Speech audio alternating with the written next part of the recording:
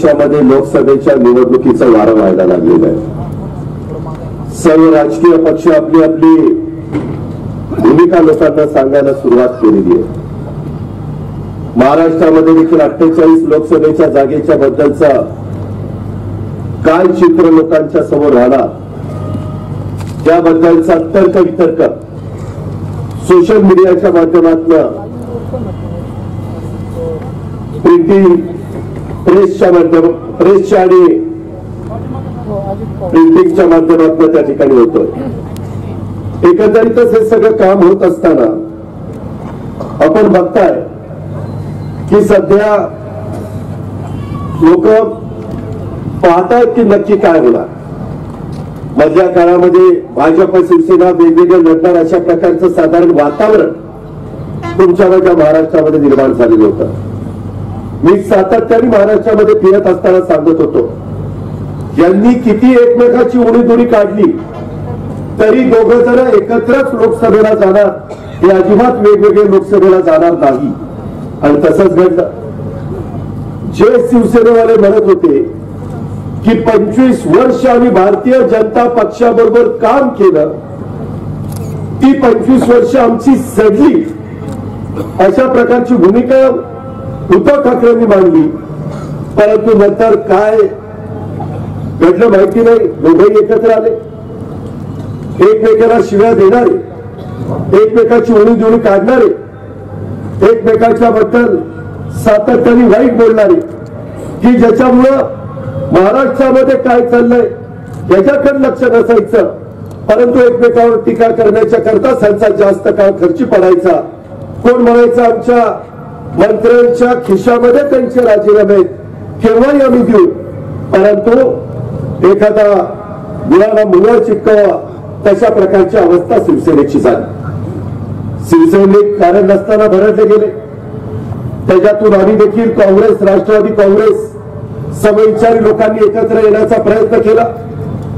पवार साहेबांनी सांगितलं की ज्यांना सेक्युलर विचार मान्य, विचारधारा मान्य, अशा लोकांनी एकत्र आलं पाहिजे. आणि त्याच्यातून काँग्रेस, राष्ट्रवादी काँग्रेस आपण राजू शेट्टींची स्वाभिमानी संघटनेला पण बरोबर घेण्याचा प्रयत्न करतोय. आपण वंचितांची आघाडी असणाऱ्या प्रकाश आंबेडकर साहेबांना देखील अजूनही आपली चर्चा चालू आहे. सीपीएमला आपण बरोबर घेतोय. आपण त्याच्यामध्ये शेतकरी कामगार पक्षाला बरोबर घेतोय, आरपीआय कवाडे गटाला बरोबर घेतोय. वेगवेगळे अनेक घटक की त्यांना बरोबर घेऊन खऱ्या अर्थाने महाराष्ट्रामध्ये कसा आपल्याला पर्याय देता येईल देश पातळीवरच्या निवडणुकीमध्ये, अशा प्रकारचा प्रयत्न भोसलेकरांनो आपला सगळ्यांचा चाललेला आहे. आज तुमच्या इथं सभा घेण्याच्या पाठीमागचं कारण हेच आहे, प्रत्येकाच्या मनामध्ये की उद्याच्या काळामध्ये काँग्रेस, राष्ट्रवादी काँग्रेसचा शिरूर लोकसभा मतदारसंघाचा उमेदवार कोण, हे आपल्या मनामध्ये वेगवेगळ्या प्रकारची भावना आहे. त्याच्यामध्ये राष्ट्रवादी काँग्रेस पक्ष आणि काँग्रेस पक्ष ही जागा राष्ट्रवादीला मिळालेली. पवार साहेब त्याबद्दलचा आढावा घेत आहे. आपण अनेक निवडणुका बघितल्या. 99च्या निवडणुकीमध्ये राष्ट्रवादी काँग्रेस पक्षाची स्थापना झाली त्यावेळेस अशोक मोहोळांना इथं उमेदवारी मिळाली. खेड लोकसभा मतदारसंघात ते निवडून आले. 91ला माझ्यासारख्या कार्यकर्त्याला देखील या पिंपरी चिंचवडकरांनी, या भोसरीकरांनी लोकसभेमध्ये पाठवण्याचं, पार्टी कोणी असताना तुम्ही कशा पद्धतीचं काम केलं. मला त्यावेळेस पिंपरी चिंचवड काही माहिती नव्हतं. एक शहर आहे, महत्वाचं शहर आहे, पवार साहेबांच्यावर प्रेम करणारं शहर आहे, काँग्रेसच्या विचाराचं शहर आहे. त्यावेळेस राजीव गांधी आणि पवार साहेबांनी मला उमेदवारी दिली आणि तेव्हापासून तुमचा माझा प्रत्येकाचा संबंध आला. मित्रांनो, त्यावेळेस पासून या शहराचा चेहरा मोहरा बदलण्याचं काम एकत्र काँग्रेस असताना, वेगळी राष्ट्रवादी काँग्रेसची निर्मिती झाल्यानंतर आपण सर्वांनी केलं. ते काही एकट्या दुःखाचं काम नव्हतं, सगळ्यांचा पाठिंबा होता. म्हणून बेस्ट सिटी या नात्याने आपण आपल्या शहराचा नावलौकिक वाढवण्याचं काम केलं. कष्टकऱ्यांची नगरी, इथं प्रत्येकाला मदत झाली पाहिजे. झोपडपट्टीमध्ये राहत असणाऱ्या लोकांना स्वतःच्या मालकीची चांगल्या प्रकारची घरं मिळाली पाहिजे, रोजगार मिळाला पाहिजे. इथं उद्योगधंदे उत्तम पद्धतीने चालले पाहिजे. इथं वेगवेगळ्या प्रकारचे जे त्या ठिकाणी उद्योग आहेत ते कोणत्याही परिस्थितीमध्ये अडचणीत येता कामा नये. कधी कधी कामगार वर्सेस उद्योगपती अशा प्रकारचा पण संघर्ष माझ्या पिंपरी चिंचवडच्या परिसरामध्ये झाला. पवार साहेबांनी त्याच्यामध्ये समन्वयाची भूमिका घेतली. परंतु या औद्योगिक नगरीमधल्या, कष्टकरी नगरीमधल्या, कामगार नगरीमधल्या माणसाला अडचणीत येऊन द्यायचं नाही त्याबद्दलचा संकल्प सातत्याने आम्ही डोळ्यासमोर ठेवला. आज काय आपण पाहतो, केंद्रात भाजप, राज्यात भाजप, इथं पिंपरी चिंचवड महानगरपालिकेमध्ये भाजप. काय अवस्था आहे पक्षाची, काय आज इथं या शहराचं परिस्थिती निर्माण झालेली आहे. पिंपरी चिंचवड मध्ये दरवर्षी आज बेरोजगारांची चेष्टा उभ्या भारतामध्ये चाललेली आहे. दरवर्षी साधारण 2 कोटी युवकांना नोकऱ्या देण्याची वल्गना याच राज्यकर्त्यांनी केली. 5 वर्षात कोणत्या 10 कोटी युवकांना नोकऱ्या मिळाल्या, त्याचं उत्तर भाजपा शिवसेनेने दिलं पाहिजे. परंतु ते उत्तर ते त्या ठिकाणी देत नाही. कारण भोसरीकरांनो 45 वर्षामध्ये जे घडलं नाही ते भाजप शिवसेनेच्या काळामध्ये घडलं.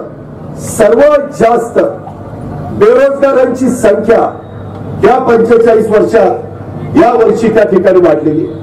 हे पाप कुणाचं आहे, हा दोष कुणाचा आहे, कुणी याच्यामध्ये कमी पडलंय.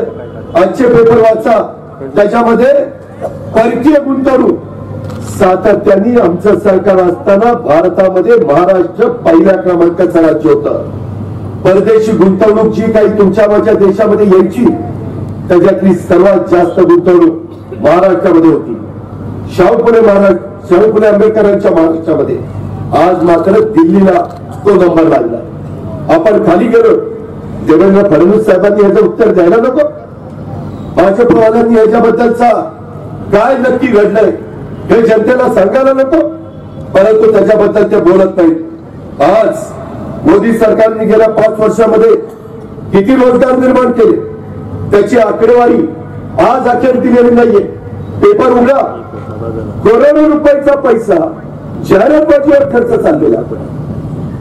जे पान उघड तिथं पंतप्रधान आणि त्यांनीच सगळं केलं, बाकीच्यांनी काहीच केलं नाही. इंदिरा गांधींनी काही केलं नाही, वाजपेयींनी काही केलं नाही, मनमोहन सिंगांनी काही केलं नाही, राजीव गांधींनी काही केलं नाही, लाल बहादूर शास्त्रीजींनी काही केलं नाही, पंडित जवाहरलाल नेहरूजींनी काही केलं नाही. अशा पद्धतीचं वातावरण या देशामध्ये करण्याचा केविलवाणा प्रयत्न हा त्यांचा चाललेला आहे.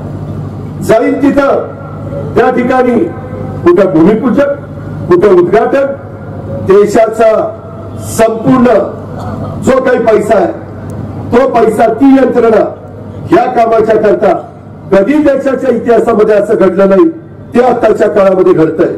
Make in India, make in Maharashtra या अंतर्गत मला भोसरीकरांना तुम्ही सांगा, पिंपरी चिंचवड मध्ये किंवा माझ्या चाकणमध्ये, तळेगाव मध्ये, तिथल्या एमआयडीसी मध्ये, हिंजवडी किंवा तळवडे इथल्या आयटी पार्क मध्ये किती कंपन्या भाजप शिवसेनेचं केंद्रात आणि राज्यामध्ये सरकार आल्यानंतर आल्या. एक तरी आली का? कसं बेरोजगारांना काम मिळणार आहे? त्या कंपन्या बंद पडतायत, त्याबद्दल कोणी बोलायला तयार नाही. कामगार उद्ध्वस्त होत आहेत, त्याबद्दल देखील कुणी काही सांगायला तयार नाही. आज आपली उद्योग नगरी ही गुन्हेगारी नगरी बनलेली आहे. भोसरीकरांना उद्योग नगरीला गुन्हेगारांचा विळखा पडलाय. गेल्या वर्षभरामध्ये मी माहिती काढली, तब्बल 72 खून आपल्या या उद्योग नगरीमध्ये झाली. 93 जणांच्यावर खुनी हल्ले झाले. अशा अनेक गुन्ह्यांच्या मध्ये पिंपरी चिंचवडच्या लौकिक मातीत मिसळण्याचं काम या भाजप शिवसेनेवाल्यांनी केलं. पोलीस दल काय करताय, पोलीस यंत्रणा काय करते, मुख्यमंत्री काय करताय, कुणाचा दरार आहे का? चांगले अधिकारी आणले जात नाही का? कामामध्ये त्याच्यामध्ये अडचणी दूर केल्या जात नाही. परंतु यांना कुणालाही तुमच्या माझ्या शहराकडे, जिल्ह्याकडे, राज्याकडे लक्ष द्यायचं नाही. म्हणून अशा प्रकारची अवस्था आज आपली सगळ्यांची त्या ठिकाणी झालेली आहे. फक्त रोजगार मिळावे घेऊन रोजगार मिळत नसतात. रोजगार मिळण्याच्या करता उद्योगधंद्यांना पोषक अशा प्रकारचं वातावरण गुंतवणूक करण्याच्या करता करायचं असतं. परंतु आज कुठलाही उद्योगपती पैसा खर्च करायला तयार नाही. थांबा, नंतर पाहू, आताचं वातावरण चांगलं नाही, त्याच्यामुळं आमच्या मुलांची मुलींची वय निघून चालली, नोकरीचे दिवस निघून चालले, काय करावं तर त्यांना काही कळेना. आज भाजपची मता पूर्णपणे सत्तेतून पैसा, पैशातून सत्ता, सत्तेची मस्ती आलेली आहे, सत्तेची नशा चढलेली आहे, सत्तेची गुरमी चढलेली आहे. रावसाहेब दानवेंच्या सारखे त्यांचे प्रांताध्यक्ष काय भाषा वापरतात, शेतकऱ्यांना शिव्या देतात, काही ठिकाणी सांगतात पैसे दिले तर पैसे घ्या. कोण पैसे देणार? 5 राज्यांच्या निवडणुकीमध्ये आपल्या देशाला संपूर्ण चित्र त्या ठिकाणी पाहायला मिळालं. आज भाजपच्या अनेक वाचारवीरांना पोचण्याचं काम त्या ठिकाणी चाललेलं आहे आणि आपल्या सगळ्यांच्या समोर वेगवेगळ्या प्रकारच्या अडचणी हे या राज्यकर्त्यांनी निर्माण करण्याचं काम हे निश्चितपणे त्या ठिकाणी केलेलं आहे. तुम्ही पहा, स्मार्ट सिटी ही कल्पना पुढे आणली. काय स्मार्ट सिटी झाली माझ्या पिंपरी चिंचवडमध्ये? पुण्यामध्ये कोणता प्रकल्प आला, कोणत्या प्रकल्पाला पैसे मिळाले? मला आता दत्ता साने सांगत होते की दादा, पवना आणि इंद्रायणी नदी सुधारचा कार्यक्रम संपूर्ण देशामध्ये चालला आहे. पवना आणि माझी इंद्रायणी याला जलपर्णीनं पूर्णपणे व्यापून टाकले. 22 करोड रुपये फक्त जलपर्णी काढण्याच्या करता हे शहरी खर्च करायला निघाले. 22 करोड कशाला मिळतात? तुमच्या आमच्या काळामध्ये या शहराला पाणी चांगल्या पद्धतीने दिलं जात होतं, रोज पाणी मिळायचं, शहर वाढत होतं. बंद पाईपलाईन बंद पाणी आणण्याचा निर्णय पावला धरणात घेतला. बाबा आजकेचं पाणी मंजूर केलं, त्याच्या संदर्भात आंध्र प्रकल्पाचं पाणी मंजूर केलं. काय झालं? आज पाणी का मिळत नाही? भाजप काय करताय? शिवसेना काय करते? शिवसेनेचे दोन्ही खासदार काय करताय? शहरातले 3 आमदार काय करताय? त्याचं उत्तर नागरिकांना मिळालं पाहिजे. परंतु ते उत्तर देण्याची दानत या राज्यकर्त्यांची नाहीये. आम्ही ज्याला बेस्ट सिटी बनवलेलं होतं त्याला कचरा सिटी करण्याचं काम हेतू केलं. अक्षरशः कचऱ्याची विल्हेवाट नीट लावली जात नाही, सगळीकडे खोदून ठेवलेले. आम्ही म्हणत होतो निगडी तू कात्रज अशी मेट्रो करा, ती पण मेट्रो मंजूर करत नाहीये. आज का उद्या नागपूरची मेट्रो सुरू होतीये, कारण तिथं देवेंद्र फडणवीस आणि नितीन गडकरी लक्ष देत आहे. आपल्या नंतर काम सुरू झालं, त्यांची मेट्रो सुरू झाली. इथं पालकमंत्री देखील तुमचं माझं पुण्याचं पिंपरी चिंचवडचं बघण्याच्या करता लक्ष देत नाहीये, खासदार लक्ष देत नाही. पुणे आणि पिंपरी चिंचवडमध्ये 11च्या 11 आमदार हे भाजप शिवसेनेचे निवडून आलेले, त्यांच्या विचाराचे निवडून आलेले. तरी देखील आपल्या शहराला भरीव अशा प्रकारची आर्थिक मदत होत नाही. दिलीप वळसे पाटील, मी, हर्षवर्धन पाटील ज्यावेळेस या पुणे जिल्ह्याचं नेतृत्व मंत्रिमंडळामध्ये करत होतो त्यावेळेस या शहराला करता आणि शेजारच्या शहराच्या करता जिल्ह्याच्या करता पैसा आणत होतं. आदरणीय पवार साहेब दिल्लीत पैसा द्यायचे, Jawaharlal Nehru national urban renewal mission मधनं पैसा आणला, करोडो रुपयाचे वेगवेगळे प्रोजेक्ट आम्ही निर्माण केले, वेगवेगळे फ्लायओव्हर केले, सबवे केले, ग्रेड सेपरेटर केले. ते आमचं कर्तव्य होतं. कर्तव्याच्या भावनेतनं राष्ट्रवादी काँग्रेस पक्ष आणि आम्ही सगळ्या कार्यकर्त्यांनी मिळून या सगळ्या गोष्टी केल्या. परंतु आता मात्र त्या ठिकाणी तशा प्रकारचं काम होताना दिसत नाही. मेट्रो कधी होणार हे कुणाला सांगता येत नाही. मेट्रो जेवढा विलंब होईल तेवढी कॉस्ट वाढणार आहे. किंमत वाढल्यानंतर तुमच्या मेट्रोचं तिकीट त्याचा दर त्या ठिकाणी वाढणार आहे. त्याच्याशी पण या राज्यकर्त्यांना काही घेणे देणे नाही. अशा प्रकारची परिस्थिती आज या राज्यकर्त्यांनी त्या ठिकाणी निर्माण केलेली आहे. याचा कुठेतरी विचार तुम्ही केला पाहिजे. पगार न मिळाल्यामुळे एचच्या कर्मचाऱ्याची आत्महत्या, कामगार नगरीची वाताहत झाली आहे. कधी पाठीमागच्या काळामध्ये एचमध्ये काही अडचण आली तर इथले कार्यकर्ते पवार साहेबांना भेटायचे. पवार साहेब लक्ष द्यायचे, मार्ग काढायचे.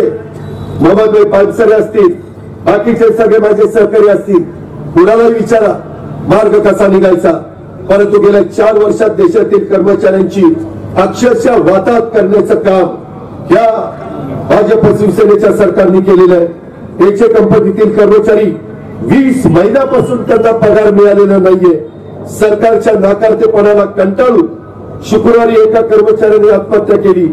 सरकारकडनं एचे कंपनीसाठी काल जाहीर केलेल्या अर्थसंकल्पामध्ये 1 रुपया देखील तरतूद त्या ठिकाणी केली नाही. हे पिंपरी चिंचवडकरांनी विसरता कामा नये. राज्य सरकारच्या बजेटमध्ये तरतूद नाही, केंद्र सरकारच्या बजेटमध्ये तरतूद नाही. प्रश्न सुटणार कसे? नुसती भाषणं करून त्या ठिकाणी अर्थ संदर्भातले प्रश्न सुटत नाही, त्याच्यातनं निधी मिळत नाही. आणि म्हणून याही गोष्टीचा विचार तुम्ही सगळ्यांनी केला पाहिजे. ज्यावेळेस बेस्ट सिटी होती, मला वाटतं योगेश बहलच महापौर असताना तो पुरस्कार आपल्या सगळ्या शहराला मिळाला. सातत्य आम्ही टिकवलं. माझं स्वतःचं लक्ष असायचं, इतरांचं लक्ष असायचं. साहेब देखील बारकाईने त्या ठिकाणी लक्ष द्यायचे, दिलीपराव वळसे पाटील लक्ष द्यायचे. मित्रांनो, आता पाणी पुरवठ्याची काय समस्या आहे? गुन्हेगारी वाढली नाही का? पर्यावरणाचा विचार इथं होतो का? दळणवळणाच्या सुविधा सक्षम आहेत का? कामगारांच्या अपेक्षेचा विचार इथं झालाय का? शहराचा बकालपणा वाढलाय का नाही वाढला? रस्त्यांच्यावर टपऱ्यांचं साम्राज्य झालं की नाही? स्मार्ट सिटीचं स्वप्न दाखवणाऱ्यांनी पेढे वाटले, फटाके फोडले, मात्र अर्थसंकल्पामध्ये स्मार्ट सिटीच्या करता ठोस अशा प्रकारची तरतूद करावी लागते. ती तरतूद मात्र केली नाही. जाहिरातबाजीवर मात्र करोड रुपयाचा पैसा चाललाय. मध्ये मला सांगण्यात आलं, सुप्रिया आपली खासदारच सांगत होती, म्हणजे दादा बेटी बचाव बेटी पढाव त्याच्याकरता जेवढी तरतूद केंद्र सरकारने केली त्याच्यातला सर्वात जास्त निधी जाहिरातबाजीवर खर्च केलेला. हे असं कधी मागच्या काळामध्ये घडत नव्हतं, परंतु ते त्या ठिकाणी घडतंय. शिक्षक भरतीमध्ये कुठेही लोकांना मदत होत नाहीये. आरोग्य खात्याची भरती बंद, शिक्षक भरती बंद. आता निवडणुका आल्या, आता जाहिराती सोडण्याचं काम चाललंय. 2-3 दिवसात आचारसंहिता लागणार आहे. आचारसंहिता लागल्यानंतर काही भरती होणार, परंतु निवड गाजर दाखवण्याचं काम. मगाशी विलासनी सांगितलेली गोष्ट खरी आहे. हा भोसरीचा आणि हडपसरचा शहरी भाग शिरूर लोकसभा मतदारसंघात येतो, पण जुन्नर, खेड, आंबेगाव आणि शिरूर हवेली हा सगळा भाग ग्रामीण भाग आहे. आता मी नारायणगाव मध्ये आलो, तिथली लोक म्हणतात दादा आमच्या मालाला किंमत नाहीये, कांद्याला भाव नाहीये, टोमॅटोला भाव नाहीये, गाजराला पण भाव नाहीये. ही अवस्था आहे. गाजरं दाखवतात पण भाव नाही. ही गोष्ट भोसरीकरांना लक्षात घ्या. उसाला भाव नाही. आमची सरकार ज्यावेळेस होतं, सोनिया गांधी होत्या, पवार साहेब होते, डॉक्टर मनमोहन सिंगजी होते, पी चिदंबरम होते. 71,000 कोटीचा कर्जमाफीचा निर्णय घेतला. शेतकरी जगला पाहिजे तर राज्य जगेल, शेतकरी मोडला तर राज्य मोडेल. शेतकऱ्याचा 7-12 कोरा केला. आज काय चाललंय? कर्जमाफी मिळाली का? 3-3 वर्ष कर्जमाफी कुठं असती का? परंतु तशा पद्धतीचं काम चाललंय. कुठेही कुणी लक्ष द्यायला तयार नाहीये. दुष्काळामध्ये जनता होरपळतीये, त्यांना मदत होत नाहीये. आता विलास बोलत असताना काय अवस्था आहे तुमच्या माझ्या नाशिक पुणे रोडची? काय अवस्था आहे तुमच्या माझ्या पुणे नगर रोडची, पुणे सोलापूर रोडची? सगळीकडे वाहतुकीची कोंडी होतीये. आता येताना चाकण असेल, राजगुरुनगर असेल, ह्या सगळ्या भागामध्ये नारायणगावचा परिसर असेल, माझा मंतरचा परिसर असेल, इथल्या 3-3 वेळाला निवडून गेलेल्या खासदाराला वाहतुकीची कोंडी दिसत नाही. खासदाराचं काम नाही, खासदाराला प्रश्न मांडता येत नाही, प्रश्नाची उकल करता येत नाही, परंतु काहीच घडलं नाही. भोसरीकरांनो, आम्ही म्हणत होतो तसा प्रकारचा खेडला SEZ मध्ये जर विमानतळ आंतरराष्ट्रीय दर्जाचा आला असता तर तुमच्या माझ्या पिंपरी चिंचवडला तर एवढं महत्व प्राप्त झालं असतं. अक्षरशः मोठ्या प्रमाणात गुंतवणूक आली असती, बेरोजगारी कमी झाली असती, रोजगार निर्माण झाला असता. परंतु या सरकारला 5 वर्षामध्ये तिथं विमानतळ सुरू करता आला नाही. त्याला जबाबदार शिवसेना भाजपचा निवडून गेलेला खासदार देखील तेवढाच आहे. आपल्या इथनं नाशिकला रेल्वे जायला पाहिजे होती, नाही रेल्वे गेली. दर निवडणुकीला निवडून द्या, रेल्वे आणतो. अरे कधी रेल्वे आणतो? खेळण्यातली तरी रेल्वे आण, काहीतरी रेल्वे दाखव. रेल्वे आणतो, कुठली रेल्वे आणतो? का खोटं बोलतो? कशा पद्धतीचं काम चाललंय? लोकांना बनवायचं, फसवायचं, दिशाभूल करायची, अशा पद्धतीचं राजकारण ही लोक करताय. किती तुम्हाला मुद्दे सांगू. आज जुन्नरखेड आंबेगावची लोक म्हणत होती की दादा तिथं 5-5 धरणं आहे, परंतु पाण्याचं नियोजन दिलीप वळसे पाटील, अजित पवार ज्यावेळेस मंत्री होते, दिलीप मोहिते पाटील आणि आमचे वल्लभचे बेंके आमदार होते, त्या काळामध्ये जसं आम्हाला शेतकऱ्यांना पाणी मिळायचं तसं पाणी देखील हे देत नाही. अरे नेत्याच्या अंगामध्ये पाणी असावं लागतं तेव्हा जनतेला पाणी देता येतो. या खासदाराच्या अंगातच पाणी नाही, तुम्हाला काय पाणी देणार आहे? त्याचा काय विचार करणार आहे का नाही? आता माग इजा बिजा तिजा झालीये. आता काही झालं तरी दिल्लीमध्ये पवार साहेबांना साथ देण्याच्या करता, राहुल गांधींना साथ देण्याच्या करता, हे सरकार बाजूला करण्याच्या करता तुम्हाला शिरूर लोकसभा मतदारसंघाचा उमेदवार हा राष्ट्रवादी काँग्रेस पक्षाचा द्यावाच लागेल, अशा प्रकारची माझी आपल्याला आग्रहाची विनंती आहे.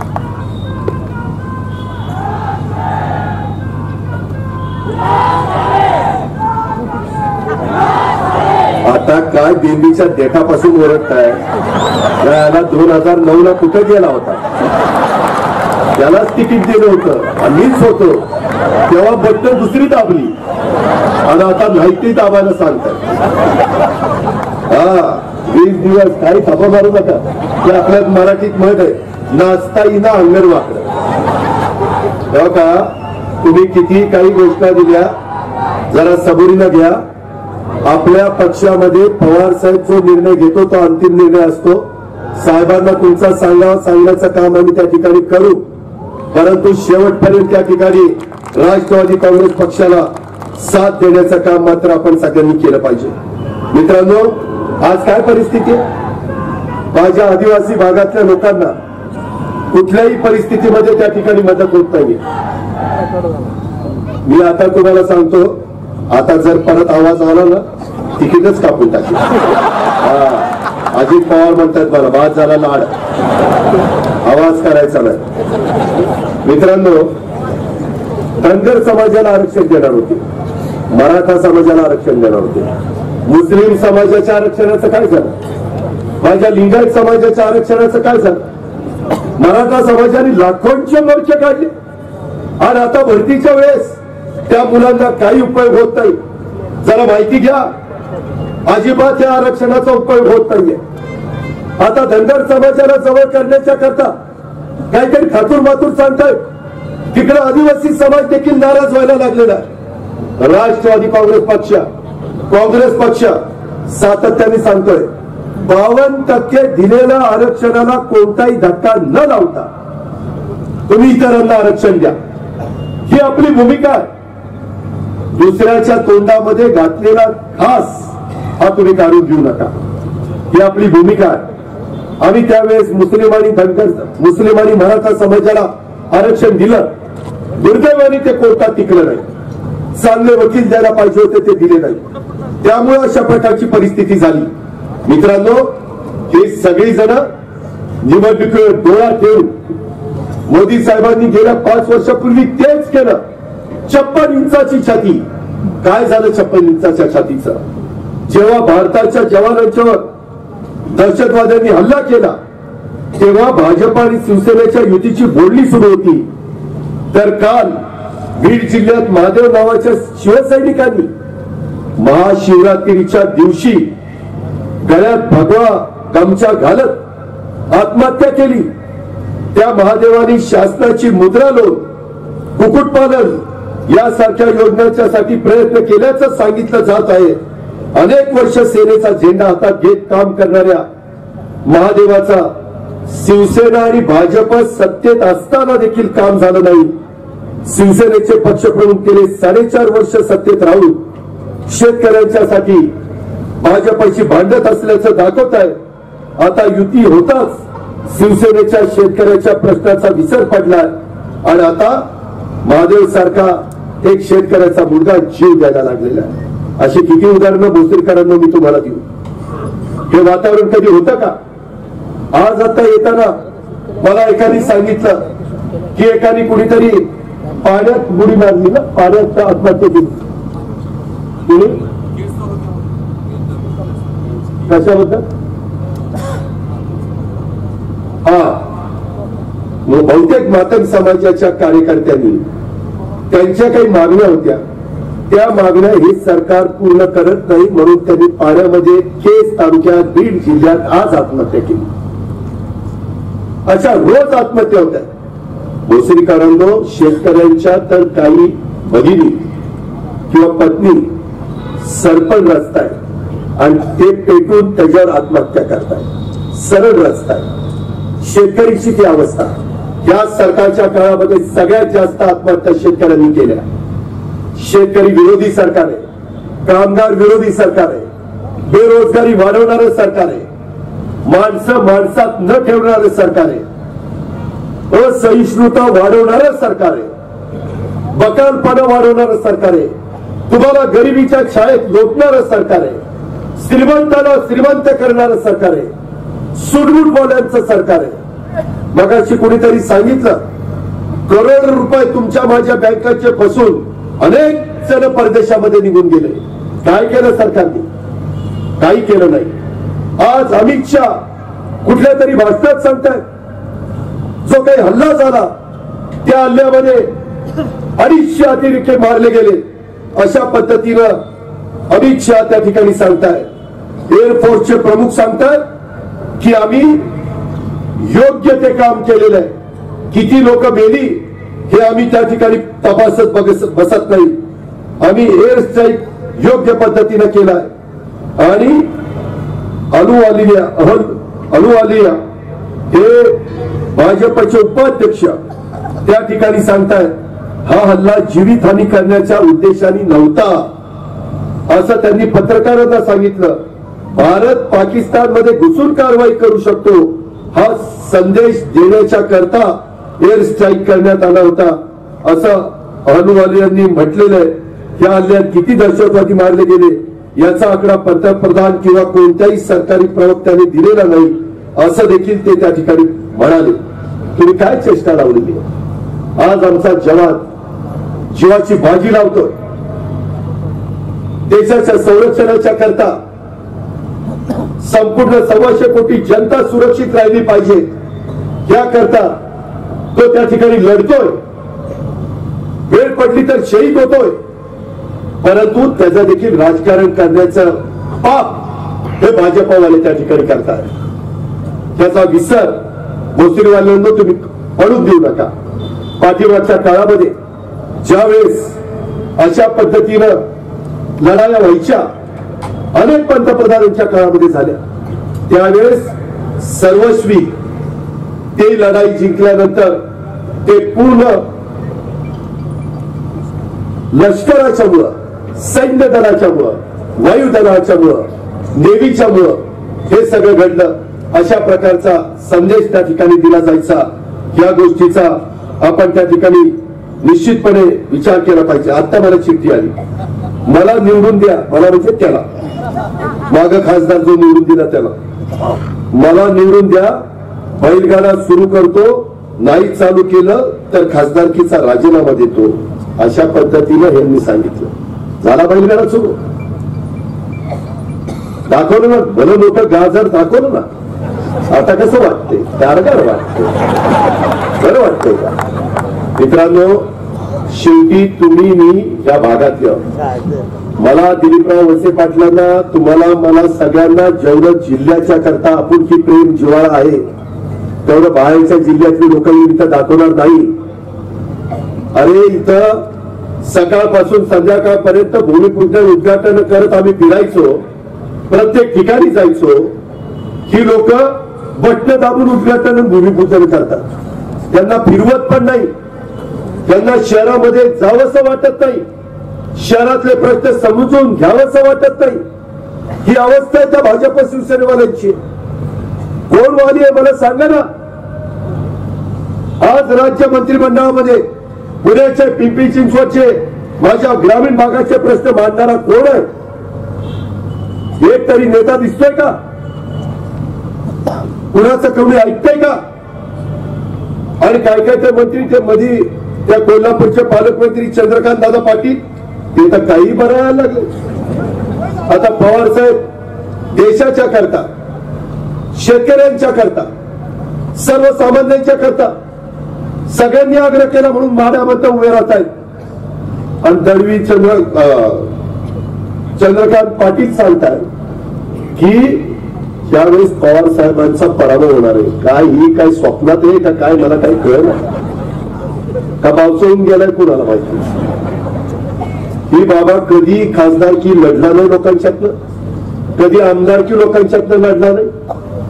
त्याच्यामध्ये मागच्या वेळेस लाड अरुण लाड आणि आपला सारंग पाटील हे दोन उमेदवार उभे राहिले.